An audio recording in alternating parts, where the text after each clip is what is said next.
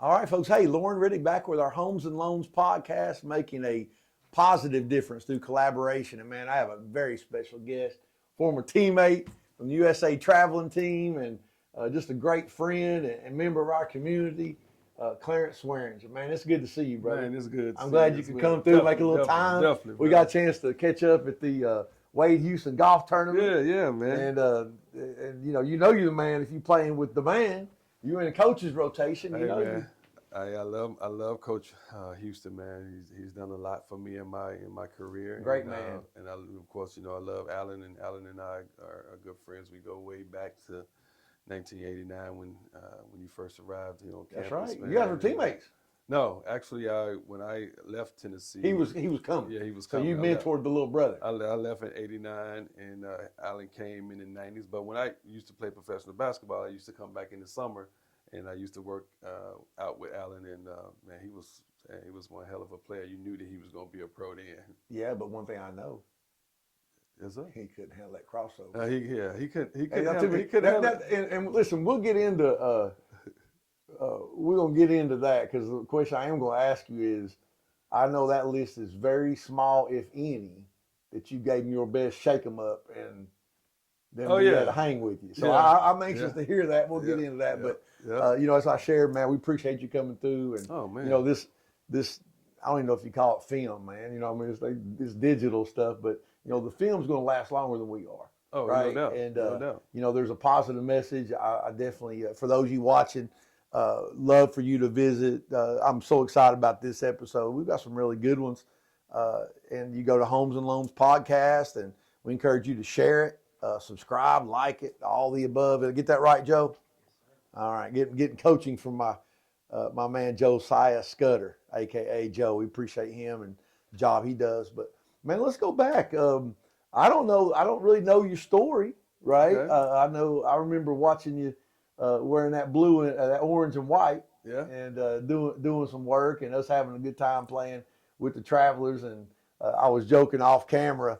I did pride myself on being a great defender, but man, Clarence had one incredible crossover, and we were at practice one time, and he's coming down, and I'm jabbing at him, trying to make him react to me, and next thing I know, I felt a pop in my hip, and I'm walking around like kickstand Willie for a couple weeks. And but no, where were you born? Man, so born in Chicago, Illinois. Raised in Memphis, Tennessee. Okay. So you're born in Chicago. I was born in Chicago. Like north side, south side? South side Chicago. Okay, good times, right? Chicago, yeah, man. Then my family moved from Chicago to Memphis. My parents. And you were how old then? I was 6 years old. Okay. Yeah. But hey, I was 6 years born old. in Chicago. Born in Chi-Town, but raised in Memphis. So I always tell people, I was born in the Chi, but I grew up in Memphis, Tennessee, and in North Memphis, Tennessee, man, and great childhood, man. Yeah, I had a great childhood life, man. So you said you were 6 years old or 6 months old when you left? 6 Chicago? years. So yeah, okay, I went straight into kindergarten. So I remember, my mamaw, she passed when I was 6, and I don't remember a lot, but I remember flashes. Mm-hmm. So do you remember, what flashes do you remember of Chicago, if any? Oh man, I remember a lot of flashes about Chicago because I always went back there. So even when I moved to Memphis, every summer we were going back to Chicago. So when you were up until 6, I was 6 years old, just very few little. What's something that comes to mind that you remember? I don't know. Just remember mom and dad. You know what I'm saying? Just remember I knew I had a sister. I had a sister who was older because both of us was born in Chicago. Okay. She was about 6 years, maybe 5 or 6 years older than me, so she was 11. Okay. Just remember a little bit of that downtown. Because we used to catch the train, and I remember the subways and stuff like that. But not a whole lot of memory about Chicago. Most of my memories came from Memphis. My dad worked he was a postman. And my mom worked at Stroll's Brewery Company. So these jobs transferred them to. Now, is there a point where you remember when you came to Memphis that you were like, oh, this is a little different than Chicago? Because I went straight to kindergarten, and I think the first day of school I got to fighting with a big old dude in the classroom. Name was Fred Gamble. I'll never forget. He was trying you, or he was trying me, man. And I had a cousin who was in the classroom. We were first cousins, sisters' kids, and so yeah, man, my cousin jumped in, man. We whooped him down. And he never did Put mess it on, with us. big friend. He never did mess with us anymore because whenever we fought as a family, man, when you stay with your family, you fought together. Right, everything right. you did it together. Okay. So we were close knit, man. So yeah, man. But yeah, I And what kinda school were remember- you in? We was in Shannon Elementary School at that Okay, time. Yeah, okay. Shannon Elementary. Then from Shannon Elementary, And were you kind of in a suburb, or were you actually in the city? I was in the city, man. Okay. In the city where our teachers lived in the same community, and that's a big difference, man. Speaking of like how Predominantly things black were, school? it was an all black school. Okay. Yeah, it was all black.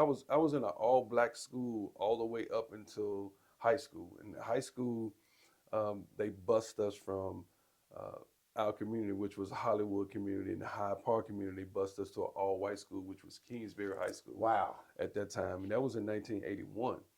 And so that was my first year being in a predominantly all white school where blacks were first introduced to the school. So that was when did you graduate high school? I graduated high school in 1984. So Yeah. 81. So my wife's 80. Y'all came up on a 40-year then. Oh man, 40, yeah. 40-year reunion. Yeah, man. You A know. little longer.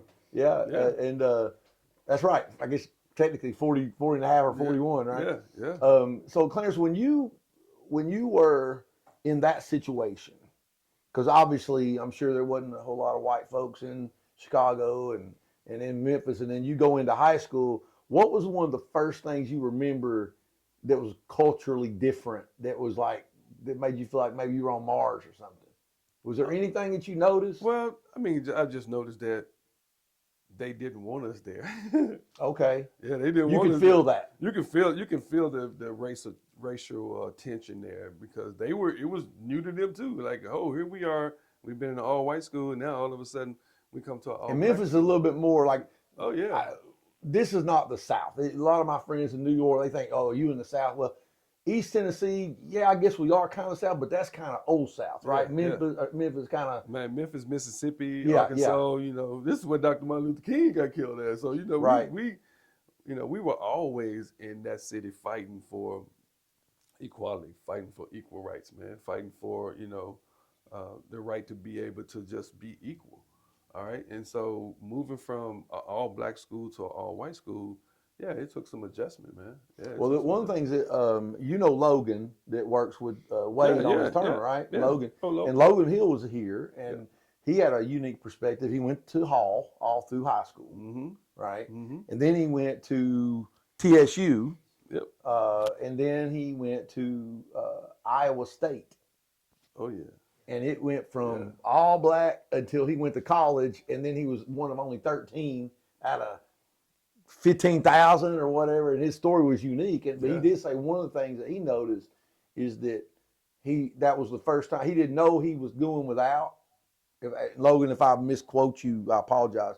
But essentially, it was he didn't know he was doing without until he got to the white school at Iowa State, and then it was like, oh man, this is the resources, everything's different. Yeah. But he didn't have a whole lot, but he said there was some stuff to deal with. Yeah, man, no doubt. I mean, I went from Kingsbury High School, was all white to them busing blacks to that school, and then I left there and went to JUCO in a So you were town. playing. So you obviously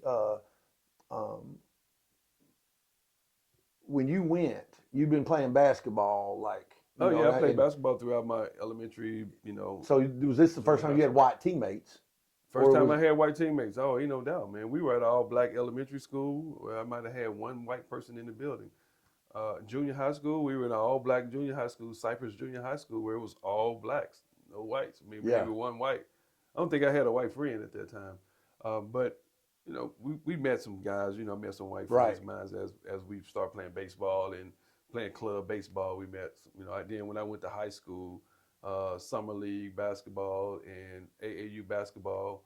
Idlewild at that time was a team. We had white friends that played on that team that were really good players too. But then when I went to JUCO, I went to a JUCO called Connors State College in Warner, Oklahoma, which it was all white. With no blacks there, period. But maybe 1 or 2 blacks at that. So that was really where you really got. That was really experience because I mean, Warner, Oklahoma was like 2,000 people maybe, one stop sign, one store. Cornfields, the whole deal. And that was an eye-opening experience. And then, of course, Which prepares you in life for which different prepared, things. no doubt about it. Prepared me. I met a lot of good people there. Met a coach that, his name was Ed Stepp. He was our assistant basketball coach at that time. Um, Great dude, man. We connected. He kind of became like a father figure for us, and kept us in the gym. Man, that's all we. You didn't have anything else to do. We didn't want Oklahoma much to play basketball, so we did a lot of that. Well, there's probably a couple other things, but we won't mention them on camera. Yeah. I'm gonna have to keep that on the lock, and we'll talk about that story later in the episode. But yeah, man, we had a good career there. Now, did you play all sports coming up when you was a youth? I did. I played played basketball, football, and baseball. So of the three, I got two questions for you. Of the three, which one were you better at when you were little? Okay. And when did you know that you had a special gift for basketball? When do you remember a time? Oh yeah, man. So which of the three were you better at? So my 7th, 8th grade, 9th grade year, I was baseball. I love baseball. Okay. So baseball was my sport. I felt like, I had a real... Shout out to Charlie Hustle, who just passed away. Big Pete Rose. Oh man, definitely, man. And but yeah, I had a great baseball IQ. I was really good at baseball.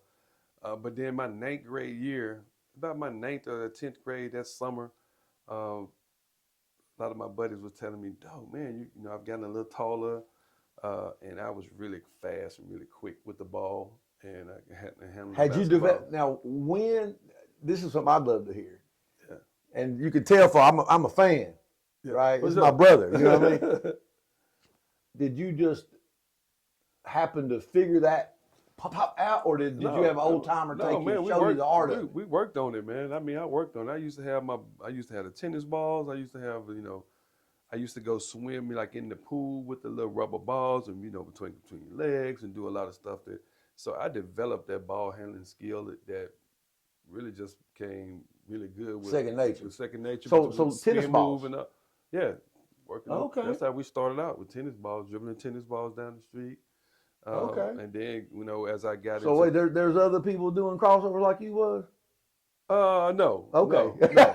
No. It was only a few people that I think, back when I was coming up that had a nice crossover dribble. Tim Hardaway was one of them. Yeah. Kevin Johnson was one of them. Okay. Chris Jackson. All perennial all-star. Okay. Yeah. And listen, I put that crossover yours on that level. Man, yeah, I'm up in top 4 with I know you are, because I had a nice nobody else had my hip out of socket. I had a nice crossover and a nice spin move, man, that I use as get downhill. Get downhill quick, strong. Yeah. If I could just, shoot the ball a little bit better back in the day, we might be talking about a different Clarence Swearengen, man. So when you had your friends, obviously, so you they started going, hey man, and then you started, I guess, getting encouragement and belief and confidence from that. And start working out and start playing with tougher competition and playing with guys who were older than me. And so I had to get some beat downs, man. And did you keep that, like somebody say, where are you from? Would you say Chicago or Memphis or both? I'm from Memphis, man. I'm a North Memphis guy, man. Okay. So everybody that knows me know who I am. They know I'm a Memphis guy, man. So yeah. So before we go on into the next segment, I want to talk about how you got recruited to UT and on into professional life. But tell me, give me a memory from when you was young about whether it be your grandparents, parents, aunt, uncle, member of the community, some words of wisdom, something that you remember that stuck with you to this day. Yeah, man.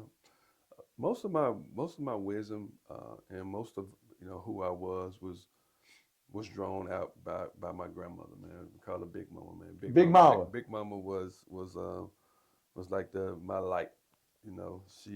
She's in Memphis. She's in Memphis, yeah. Okay. She was in Memphis. That was my mother's mom. Okay. And so she was more so like the caretaker for us, man. While my mom them hung out, had a good time, all of us was at Big Mama house, and Big Mama always, she always just, The bedrock. She was always like the bedrock. You're right. Like, that person who I can confide in, I can talk to, I can, if I had something that I was dealing with, she was always a listening ear. And she always told us, man, you can do anything in life that you want to do, man. And if you put your mind to it and you keep God first, and she was very spiritual lady too. So yeah, but she hung out and she was cool. She was cool. Like she used to like to have a little drink and used to have like so. Yeah, right. She was one of those type of big mamas that I'm real. I'm 100%. I'm human. I love to cook. I love to clean. Man, she used to iron my clothes, and when I was, put some creases in. When I was playing ball in Europe, I used to bring like 10 pair of jeans over there and 10 shirts, and she had them pants so tight. Stiff, man. You pop up. Yeah. And those are good memories that I remember about her, man. And just she always gave me money. So when I made it, I always come back. I threw her a little. Oh yeah, yeah. But that's sweet. That was what was your favorite dish she would cook? Man, everything. Everything. Man, she if there was one thing, Clarence, you like, look, man. Smothered chicken. Man, give me that smothered chicken with them biscuits, man. Big Mama used that rice. And I don't eat rice anymore. But man, she used to make some chicken, smothered chicken with that rice and biscuits. She used to make liver and rice and back in the day, man. Yeah, it was good in country, good country. Good. And her words is, you can do anything you want to do. You can do anything, man. You can be anything that you want to be in life. If you put God first.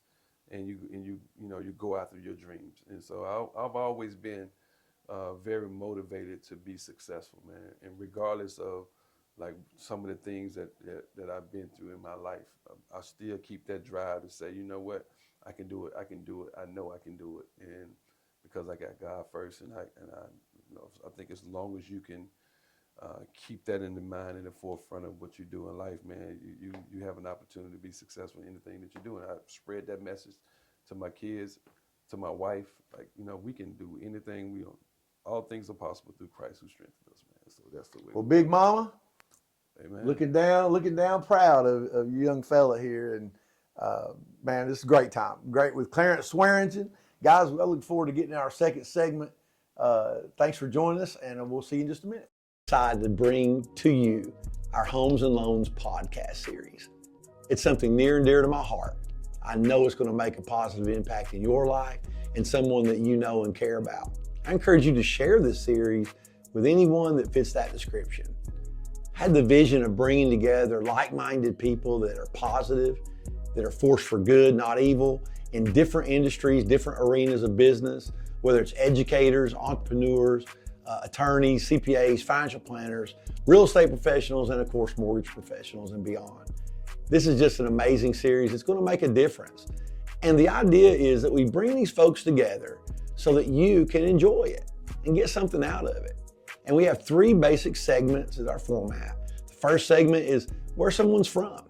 Where were they born, and maybe some childhood memories that they carry to this day. Number 2, their business, how you might be able to reach them, maybe some tips and tricks that gives you a glimpse behind the curtain in what they do that can help you.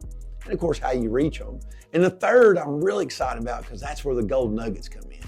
Those nuggets that we all call on to get through adversity. We all face adversity.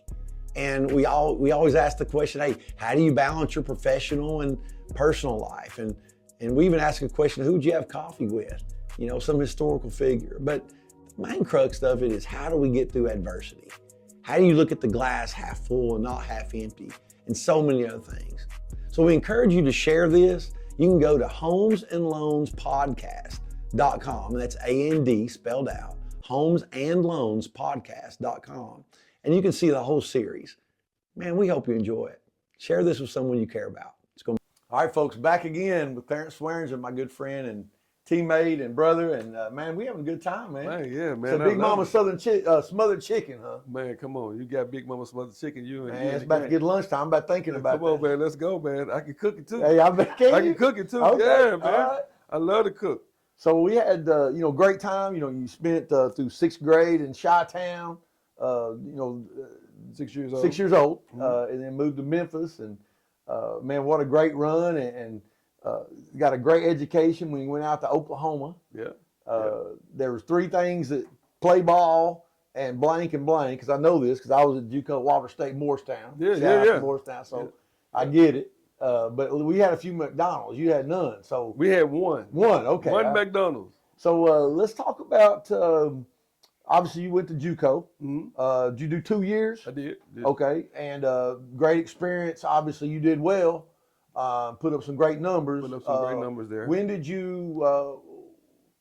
When did Tennessee come into the thing, and what else? Who else were you talking to? So Tennessee came in my sophomore year. Coben Crawford was the head recruiter there. Don DeVoe was the coach at Tennessee at that time. Okay.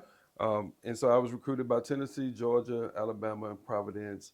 Those were my 4 top schools. Man, you had to be putting up some big numbers. Yeah, I was a preseason and postseason honorable mention All-American coming out of JUCO. One of the top point guards. We were ranked, I think, number like 6 or 7 in the nation at that time. Had a good run. Lost, I think, in the semifinals in the JUCO championship. But yeah, man, I had some good schools coming. That was back when San Jacinto State and all those guys. San Jack, and yeah, man. Texas had some really good teams coming in at that time. Oklahoma, we had NEO at Oklahoma Junior College. You know, we had John Starks was at Oklahoma Junior College, and so we had played against some good competition, man. And so I boarded down between Tennessee and Providence. At that time, Rick Pitino was the head coach at Providence, and went there on my last. So I went there on my last 2 visits. I said I'm gonna save Providence and I'm gonna save Tennessee. So went down to Providence. And how much was Tennessee because that was home state?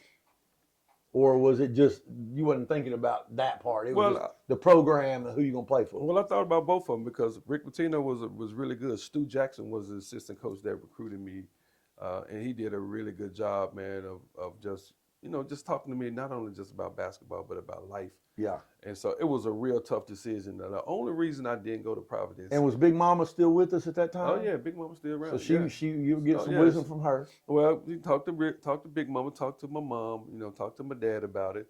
And I went down to Providence, rode out, and I'll never forget it. And we was getting ready to come home, and Rick Pitino said, "Are you coming to Providence?" I said, "Can you give me, another weekend to make a decision?" He said, "No." He said, he put the hard clothes on. He said, if you don't make a decision today to say you're going to commit to me, then I can't promise you a scholarship. And I said, damn, but I hadn't been to Tennessee yet. I'm going to Tennessee the next weekend. He putting the clothes on. Yeah, he did. He put it on me, man. And I got to Tennessee. And how did that, just at your core, how did that resonate with you? Well, it probably turned you off. Well, it didn't turn me off. It just made me think about grown up fast. Man, I got to make a decision. I got to make a decision if I want to. So he gave me till I got home. I got home, talked it over with my mom, talked it over with Big Mama, and the reason why I chose Tennessee is because I wanted my parents to see me. I wanted them to see me play. Rhode Island, being in the Big East, that might have been a good move for me for probably later on in my career. But my parents, at that time, they couldn't afford to go to Providence, Rhode Island every weekend. And Tennessee Vol Network is. We was right there. They could see me on TV every weekend, and so yeah, man, I chose Tennessee, and even though it was a different style. Yeah. Don DeVoe, he was more of a defensive type of guy. Rick Pitino was more like a little loose, and I probably would have. Right. Probably could have been a different type of player for him. But yeah, man, it worked out. Coach DeVoe was really good at Bible verses. Him and Coach Feudy. Coach Ferdy. Coach Ferdy. Man, I remember going to the basketball camp, and being a Baptist 9 months before I was born, I was like, man, I ain't never heard so many F-bombs come out of a coach. Coach could cuss, man. He could cuss, man. Yeah, but you had to adapt, and I know firsthand that can be frustrating. When you want to just go, and it's why you mean walking the ball up or because we were used to that. I came from Memphis, man. We were used to like this here. Get it on. If you're gonna beat me, you're gonna beat me. You're gonna outscore me. Because we played quick, and then to come here. To Tennessee, where we had to kind of slow it down a little bit. He didn't get the ball inside, and I wanted to play. Right. I wanted to be comfortable. He was like, "No, you don't shoot it," And so I was like, man, I went through some confidence issues, my junior year, and then my senior year, I kind of stepped out a little bit more on faith Now, and just. who all was on your team that come to mind when you were the So last years? Dyron Nix was our power forward. We had Doug Roth was our senior. We had Greg Bell, Mark Griffin. Um, we had Anthony Richardson, kind of slim dog, HBO. Was Tyrone there? Big No, Tyrone? Tyrone was he was before me. Not Beeman. I'm talking about Harper. Harper, no, he was before me. Oh, was he? Okay. Yeah, he was. Tyrone was. I want to say Tyrone might have been 84, 85, 86, somewhere along there, and I came in 87, 88, 89. When you look back before we turn the channel from Tennessee, what is there a game, your favorite game, where you're like, look, if there's one game that I'd like to show my grandkids and kids and what game would that be, and what do you remember the most about it? Oh man, I got a few of those. Remember UAB. When Florida, I played pretty good against Florida. I played good against Kentucky. Played some good games against LSU. Mississippi State was a good game that I think I had like 24, 25 points that game. And Fred Jenkins and Tony White, they had left a few years before, right? They played 87, 88 was their last year because 80. I think it was 86, 87. Yeah, when you were out in JUCO, that's when they were. Yep. Yeah. As a team, is there a win as far as a team wise that you are the most proud of? Beat Kentucky on the last second shot. We was playing against Rex Chapman. I come through, penetrate, like 10 seconds on the clock. Were you here or up? We was here. Okay, Stokely. Yeah, we was at Thompson Boulder. Okay. Yeah, we got to the rack, seen Greg Bell at the top of the free throw line, hit him with a nice dime, and he shot that mug and made it the buzzer. We beat Kentucky here. But yeah, we've had some great moments, man, at Tennessee, man. Tennessee, man, has been nothing but great for me and my family, man. It's your home now, absolutely. right? Yeah, We're gonna get into that. So you UT. Now it's time for professional ball. You don't want to hang it up yet. They want to hang it up. So let's talk about that. Take it up, man. So I didn't get drafted, but ended up getting a call from the Denver Nuggets, and so I went down to Denver. Did pretty good, man. Had a great run there for about a little close to almost in a year. Then I got cut. When I got cut from the Nuggets, we went to this European camp where European teams were scouting, and did pretty good. Ended up getting a job in Europe. Stayed in Europe about 8 years. And team out of Germany and team out of Austria. They were both European Cup teams, so we got a chance to travel. Did you ever play with against Calvin Talford or Mr. Jennings, Keith Jennings, any of my old teammates from ETSU? Keith played in Germany. So I played in Germany, and got a chance to see him. But I was there. Before he was there. So when he got to Germany, I was already gone. But I played. Had a chance to see him play. Well, I remember one of the things that the guys used to tell me. One of the funniest things. Rodney English, a good friend of mine. We had some really good runs at state, 4 straight NCAAs, and of course that's mid-major. If you don't win the whole thing, you ain't going. And Cal and those guys amazing. But Rodney, they told me the intricacies of 2 American players, the rest European players. Yep. And Rodney would give them like 36 points, 16 boards, 7 assists. And the coach was like, we need more out of you. And he's like, what the hell? Like, if you ain't, if you're the 2 American players, you got to be giving Michael Jordan performances. Oh, man, you better. And if you go marry a European girl, you ain't got to do as much. I got a lot of friends that stayed over there and got their citizenship, man. That was something that never was like an interest to me. I was like, you know what? I had a plan after my 5th or 6th year playing over there. I started like, you know what? I want to save my money because I want to go back and get my degree. And did you stay relatively healthy, Clarence, throughout your career? I had no major injuries, just some tendonitis stuff. I think I had a collarbone injury one time where came down, took a charge and came down on my collarbone. I had little small stuff, but nothing to cause me to miss, a season or anything like that. I was pretty healthy, man. I stayed pretty So healthy you throughout went, my you career. played until when? 1997. And so you were at what age then? 1997, so 20, I might have been.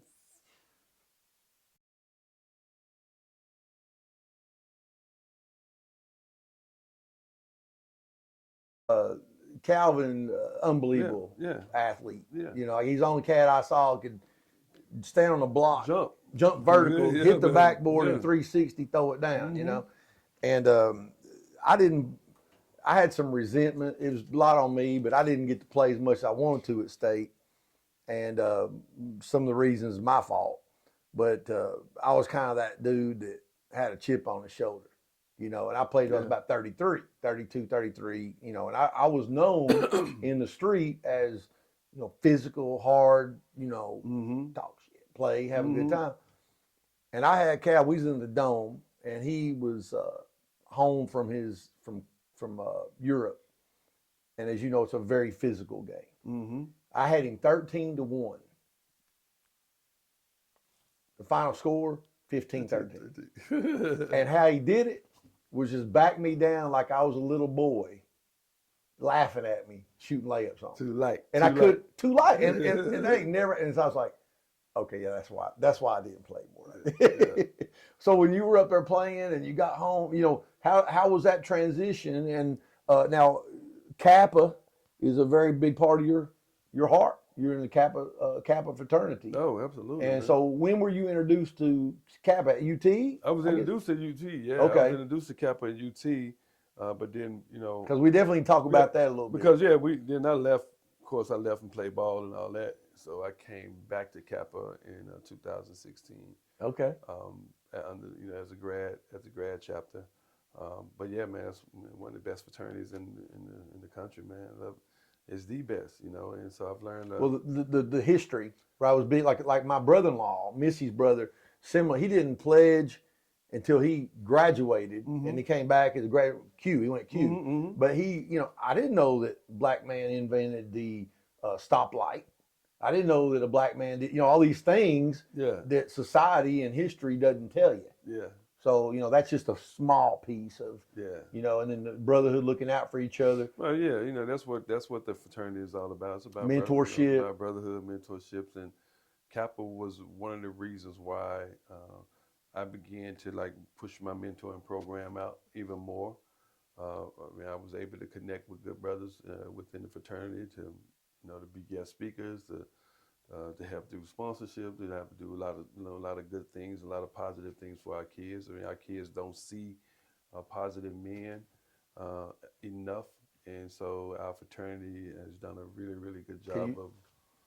Oh, you still got that cane? I still can stroll. You still pop it? I still can stroll. I don't mess with the cane, but I still know the dance. So when you came back, because this segment I want to get in and talk about your professional life. I know you've done consulting, many things. Kind of walk us through the after basketball, and then I want to definitely touch on your nonprofit and how folks can be a part of it. Yeah. So after I've finished up my my professional career, I came back to UT in 1998 as a graduate assistant with Jerry Green. I got my bachelor's, completed my bachelor's. I only needed 30 hours then I went straight ahead and got my master's degree from the University of Tennessee. And then I went to Ohio State as an academic advisor. From there, I left and took the job at the University of Memphis as a director of basketball operations. Okay. And so did that for a year. Then, of course, our staff got fired there. We had some inappropriate stuff that had happened with our head coach, and that kind of caused a lot of there's a ripple in the pond when that goes definitely. down. So we had that happen, and then I went to high school. I coached at Memphis Melrose High School for 2 seasons. Okay. And then I took the job at the University of Tennessee with Buzz Peters in 2003, 2004, 2005. And in 2005, I almost lost my life because of drugs and alcohol, man. And so I look back and, on all of that stuff. And was that an all sudden thing, or just like I Well, know back in the day, it was a gradual yeah, man. thing? It was just a thing that man. It's our era. We was exposed, man. We was exposed to drugs and alcohol, man. Coming up from high school, man. That's right. I come up in I came up in the hood. I come up in Memphis, and that was just a part of what we did. Yeah, that's right. And it carried on off and on throughout your whole career, even as a professional. But then but God has a way of getting your attention. Right. I told another buddy of mine on this podcast, I'm just glad that he exposed me before he disposed me. You feel me? Because right. it could have went real bad. But I met the love of my life. We kind of regenerated some the fire that we used to have back in college. We met back at homecoming in 2003, 2004, and we talked, got back together, and man, she's been like the key to helping me get back to where I am, back to the person who I once was, you know. And so our marriage has been wonderful, man. We've been married now going on 19 years, going on 20. That's awesome. Have a young, I have 2 kids, my daughter in Carrington, and then my son Cam. How old are they? Cam is 16. Okay. Started driving now. Okay. And Nicole is just turned 30. And so she's in Memphis. Okay. She's in Memphis, and she's a graduate from the University of Memphis. And Cam is at Webb School, doing really good. We're very proud of him. He's the number 4 rated high school basketball player in the state of Tennessee. Okay. Now, you know what I'm going to ask you. Yeah. Did you pass it on to him? Oh, come on now. Yeah, been passing it on to him. Yeah. I did that about 3 years ago, 4 years ago. We were in San Diego, California. My wife, her company is out of San Diego, and we were we went there to just on vacation. Her job brought us there, and I played him in my first one-on-one game, and he beat me. And I just said then, man, Dad ain't played in long time. Yeah. You beat me. Okay, I get it. You have the crown. You can have the crown, man. But yeah, man. So let me ask you this. So like, and again, I hate to keep chasing shiny objects, but one thing that I love doing, Clarence, I love working with kids on their shot. Like if there's anything that I'm really, really, really good at, probably better even than mortgage lending and stuff, is working with a kid or a man on his shot. Smooth it out. I just have a gift for it. Okay. Thank God, So I know how to coach a kid through a shot. Like I might say, hey, when you go to the ocean, go to the beach, how the water moves up on the beach, or like kind of that with a little bit of break dancing. So when you step in the shot, it's smooth all the way through versus Mr. Roboto, right? Or hey, if you're dribbling to the left, your inside foot stick, boom. When you're teaching, if you tried to explain or what makes a killer crossover like what you had, man, like what? I mean, obviously that's something. I mean, if you can do tennis balls without looking, you ain't gonna. You can look at a basketball, but is it drive your foot in the floor, and what are you thinking about? Well, yeah, it's a lot. The hips has a lot to do with your hips. So it's your hips and it's ball speed. So it's ball speed back toward the body. So a lot of people come crossover and they cross over in your face, like crossover here. Well, actual crossover is more so back towards your body. So it's a plant and back towards your body. So okay, and it's the hips, man. So your crossover is all about hip. Oh, okay. So if you come in here and you come back, you go here. Yeah. Oh, so that's how you got. So you got. So you went here and come back with your crossover. They reaching. So they're reaching in. And you here and boom. Yeah, reach in. When you reach in, then you're off balance. Yeah. So and that's the crossover. You reach. When they reach, I teach. I like that. So yeah. Now, did you develop? Is that something you just kept tweaking, or did you have an old timer go, hey man, bring it back this way? No, yeah, you just learned it. You learn like. Okay, because somebody pick your pocket, like you crossing over right in their face, and they like stick their hand right in there. So now, when I cross now, I come back to the body. So when they reach in now, they're gonna reach into my body. And so I learned how to do that left hand, right hand, and I just mastered it. Pop and then pop pop. Yep. Pop with the crossover, man. Yeah, man. So yeah, but I used to watch Kevin Johnson. I watched Isaiah Thomas.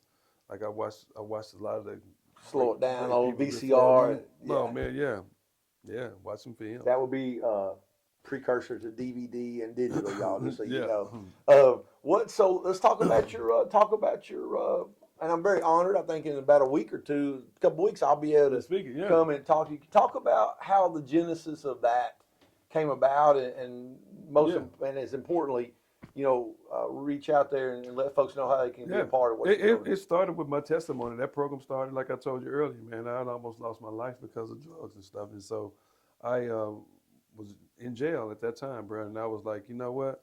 Lord, if you just get me out of this situation, I promise I'll serve you forever. And I made that vow to God. And he did. And so I stayed focused on my word and said, you know what? If you get me out of this, I'm going to do what's right. And so I started that program in 2010 at Vine Middle School with 4 kids in the program, man. And I never would imagine that the program would now have 400 kids in the program at 10 schools. And so we do fun stuff with the kids. We take them on college tours. We bring in guest speakers. I think I have over 160, 150 guest speakers that we bring in. It's a religious-based program, so we do talk about Christ and we relate it to real life. This week our conversation is on conflict resolution. So how do you deal with your conflicts, and what does God's word says about conflict, and then how do you resolve conflict when you're faced with some issues and stuff in life? And a lot of our young kids, they can relate to it, because they go through conflict, especially middle schoolers and elementary. That's all it is. Life is all about drama, and most of it starts on social media. So that's right. How do you deal with that? How do you what does God's word says about ways that you can handle conflict? And so, yeah, we do that, man. And, yeah, man, I love the program. I love the direction that the program is going. Our vision is to encourage, enrich, and empower young boys and young girls to be successful by keeping it real, realistic, and relational. And I do believe that relationships and being realistic with our kids is crucial. A lot of our kids don't get the real. Right. And so one of the things that I do ask my guest speakers to do is that we don't sugarcoat it, bro. We gonna shoot straight with our kids, because I want to be a beacon and I want to be a light for all of our youth, so that they will know that we're about real talk. We're about Christ. We're a Christ-driven program, and I want my light to shine before men, that they see my good work, and then I give God the glory for all the good things He's done. Because we both know what ego is, edging God out. We want no part of that. We don't want to edge Him out. What's the name of your organization? So my name of my organization is Real Talk Mentoring Inc. Okay, Real Talk Mentoring Inc. And we're 501c3 through the federal government. It's a nonprofit organization. You're more than welcome to be a sponsor for our program. If you want to donate to our program. And how can they do that, Clarence? Tell them how they can So reach if you want to be a donor to our program, you can always visit www.realtalkmp, M as in money, P as in Paul.org. And you can donate directly on our website, or you can just get in touch with me through our website.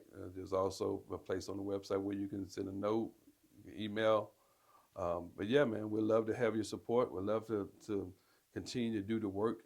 It costs to take kids on college tours. You got bus expenses, you got a whole lot of expenses and stuff, T-shirts and food and stuff that you have to provide for our youth. And so, yeah, I'd love for you guys to be a part of that and be a part of that vision. That's awesome. Yeah. Now, are you familiar with the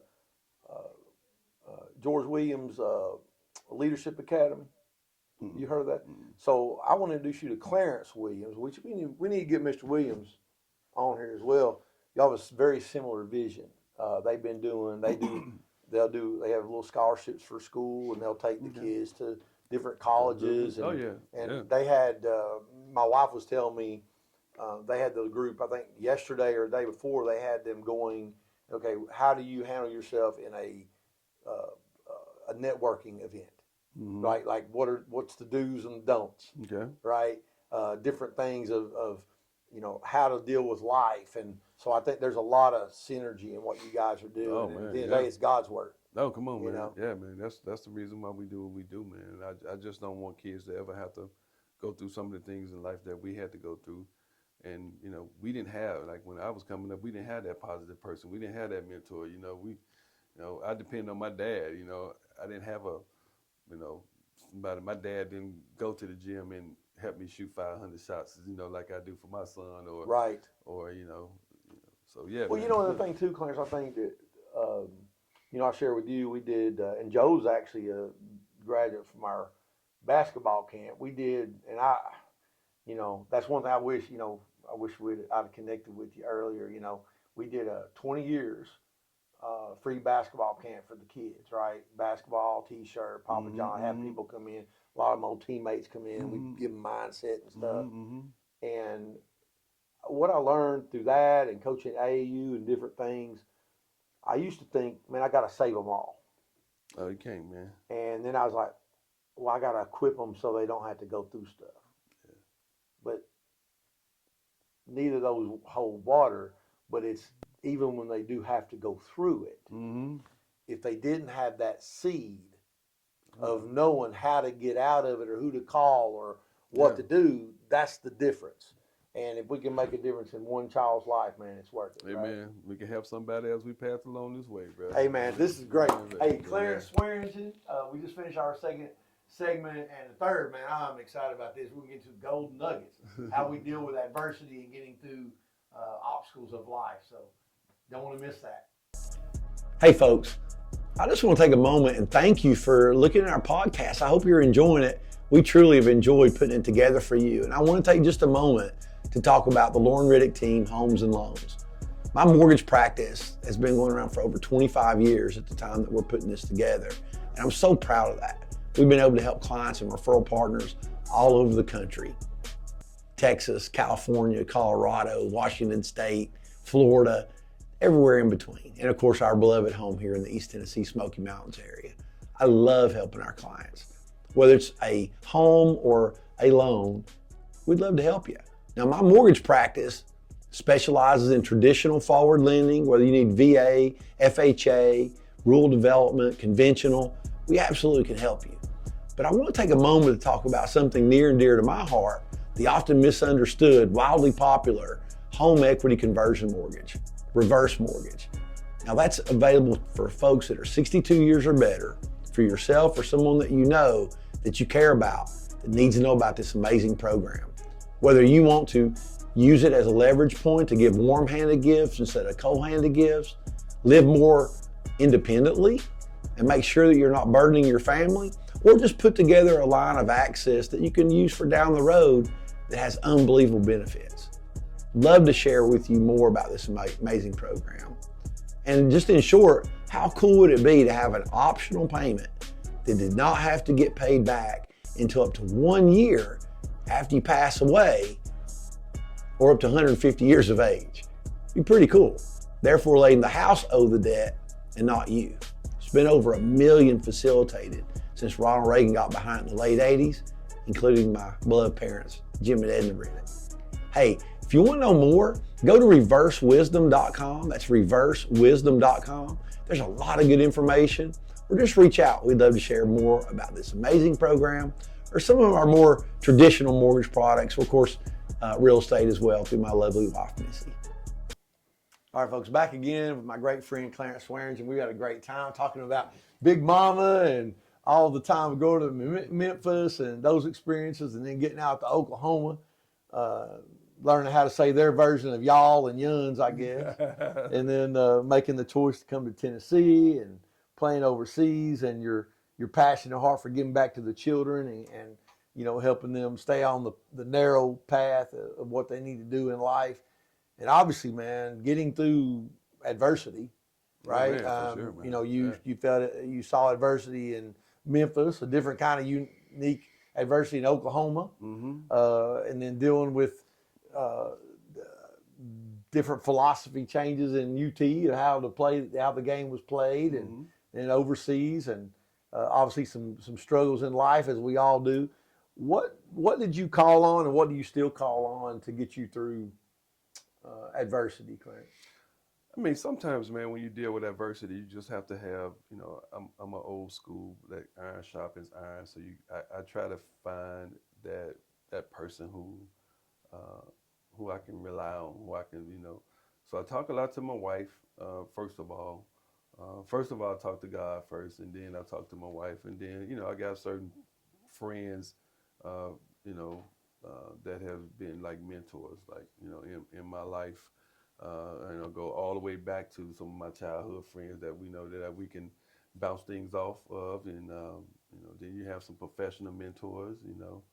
Halleran Hill, a good friend of mine. So if I, like if I go through some stuff sometimes, I can pick up the phone and call him. I got some of my fraternity brothers who, I'm really close to.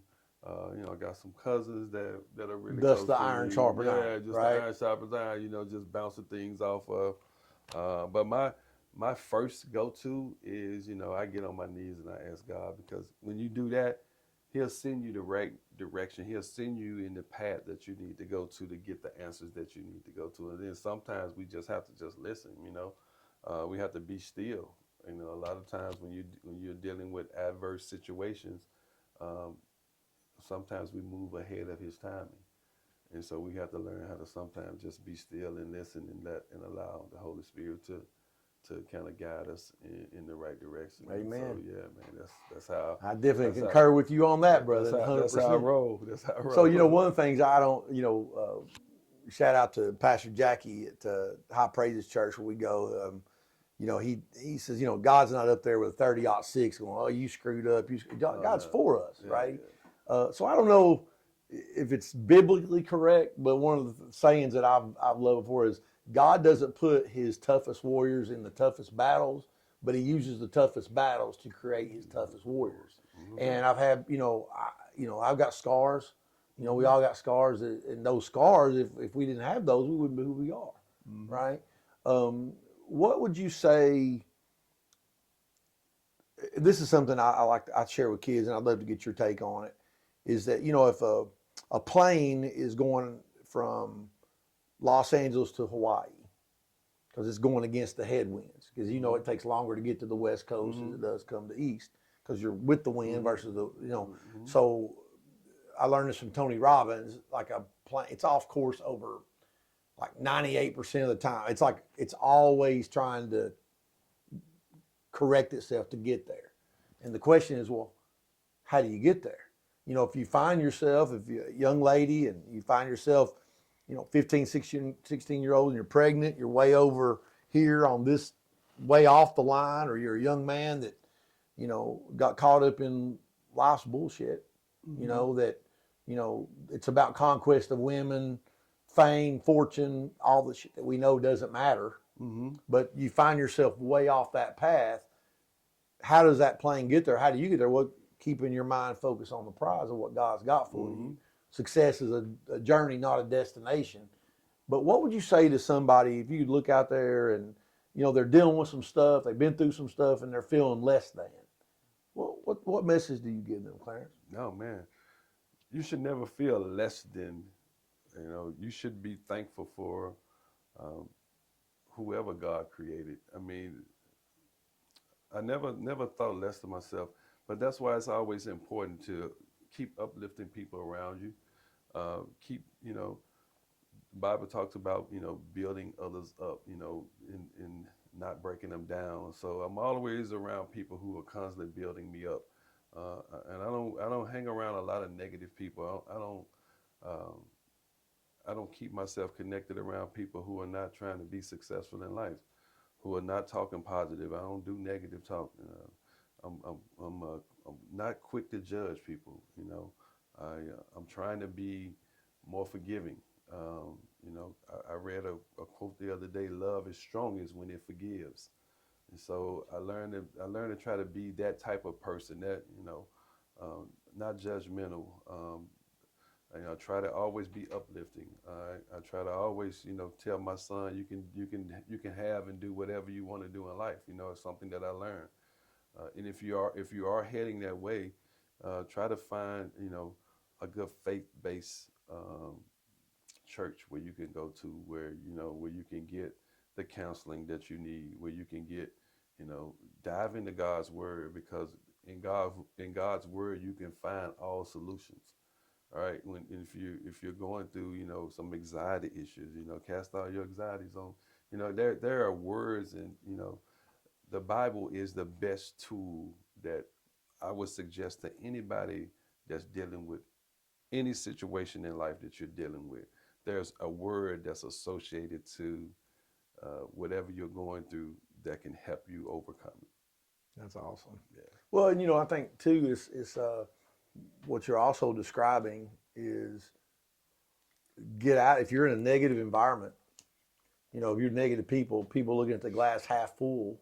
I mean, half empty instead of half full. You got to remove yourself. You got to remove yourself because we all know the crab mentality. Yeah. A bucket of crabs and one crab's trying to crawl out. What does everybody do? They're trying to pull them down, right? And you ain't turn the bucket over and get somewhere. Yeah. No doubt, man. Now I'm going to ask you, who would you have coffee with, right? Historical figure, known or unknown. I know I already got one in my mind, you may say. But before I do, is there any good question I haven't asked you that I should, or anything that you'd want the folks out there to know about you, your legacy, anything that while we're immortalizing this on video? No, man, no, nothing really, man. No, man, I appreciate the opportunity, man. Yeah, just I'm grateful. I'm humble. You know, I just believe in just giving back, man, doing what's pleasing in God's eyesight. I don't really care nothing about the accolades. I don't really care nothing about none of that stuff. None of it really matters to me at the end of the day, as long as I can continue to be true to who I am, continue to allow God to use me, and just continue to be that helping hand, be able to do whatever I can to make a difference and leave a legacy, for my son and those who look up to me. That's the most important thing in my life. That's awesome, man. So who would you have that coffee with, man? Man, I like to sit down with MJ, man. Okay. I like to sit down with MJ, have a cup of coffee. What would be the conversation? How do I? And for those of you that don't know, actually there may be one or two that don't know. That would be Michael Jordan. Yeah, his airness. Yeah, I like to sit down with Mike and pick his brain on like how to how do I get my son like that same Mamba mentality? Like how did that happen? How did you? And I know it comes from hard work. I know it comes from routine. I know it comes from all. I want him to have that mentality, like assassin mentality, like an assassin, when there's a difference between a killer and an assassin in basketball. Like a killer, somebody like LeBron James, I consider him a killer. He'll come, he'll get you with 4 or 5 buckets, and then he gonna look to pass. But a guy like Michael Jordan and Kobe, those guys were, I consider, assassins, because they're gonna get you for 6 baskets one way or another. They're gonna get you for 7, 8, 9, 10. They're gonna it's gonna be, you'll never be able to stop it. And but yeah, man, I like to sit down with Mike, man. I like to sit down with MJ, man. Just talk to him about life, and then talk to him about one day, hey man, how do I be a scout? Okay, I heard that. How do I be a scout? And, he definitely represented your birth city very well with those six championships. Yeah, how do I be a scout for the NBA? Because that's one of my long-term goals, is I want to do that. Really? Yeah. Well, I've got a Thomas Moore, a great friend of mine. He actually went to Fulton. He's been with the Milwaukee Bucks for the last couple of years, and prior to that, now he's in business management. Some different. He's with Bobby Portis and a few of the other guys now. Yeah. Love to get you guys connected. Yeah, man. Great guy. Great That's guy. Awesome. That's awesome. But I think one of the things you touch on before we go, I think is and I don't know the answer to it, Clarence, really, that question, because it's like, okay, we know as athletes and competitors, the street dog is always going to whoop the house dog, right? I mean, it's just always those things where one of the most successful guys I know, he's very successful business, probably close to 6, self-made, 6 figures a month in income. He's getting it, and he attributes that because he grew up on a mat in an apartment. And you turn the lights on, roaches run, and just a tough upbringing. And then, well, how do you give that same tough upbringing to your son who has, a new Porsche and a new this, and because we want to provide and have a great life. So how do you do? And I think it starts with that mindset, right, of being able to flip that switch. And it sounds like you done an excellent job with your son. Shout out to young Mr. Swearengen out there, and you just keep listening to everything your dad shares and follow God, and you can't go wrong. Absolutely. And so I'm not MJ, but that would be my take. There you go. Man, I appreciate you so much. Come on, man. You're more than welcome, brother. Love and respect, sir. What's love, baby? Clarence Swearengen. Guys, hey, like it, share it, love it. This is some great insight. And again, finally, how would they reach you for your ministry? So you go to www.realtalkmp.org, and that's Real Talk Mentoring Inc. Man, I love to get your support. So I can continue to do the work for our youth. Sounds good, man. God bless you guys, and we'll see you around the way.